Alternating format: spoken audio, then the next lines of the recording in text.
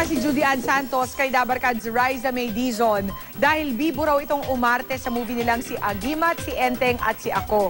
Bukod sa pelikula, excited na rin si Juday sa nalalapit na Pasko. Pero ano nga bang plano niya para sa kanilang Noche Buena? Makichika kay Lars Santiago. Pakiramdam ni Judy Ann Santos, mabilis na natapos ang shooting nila ni na Senator Bong Revilla Jr. at Vic Soto para sa Film Fest movie nilang si Agimat, si Enteng at si Ako. Napakaseraw kasi nila sa set, kaya halos hindi nila napansin na tapos na pala ang shooting.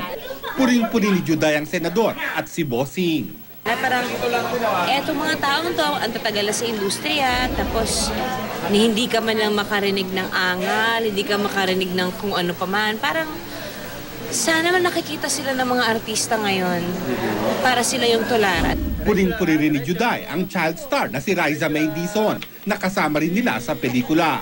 Alam mo yung bata, para talaga siyang manikang desusi. Yung pag pinaarte mo, aarte, keso inaantok na siya or pagod galing sa mga puyatan na ganap niya pa sa buhay.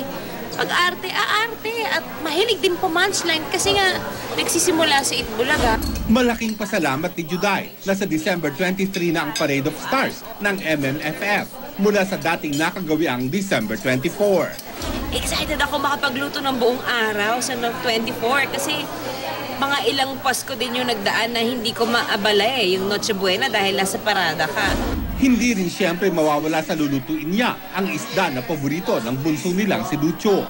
At pagdating ng araw ng Pasko, pwede raw manood sila ng asawang si Ryan Agoncillo ng si Agimat, si Enteng Cabizote at si Ako.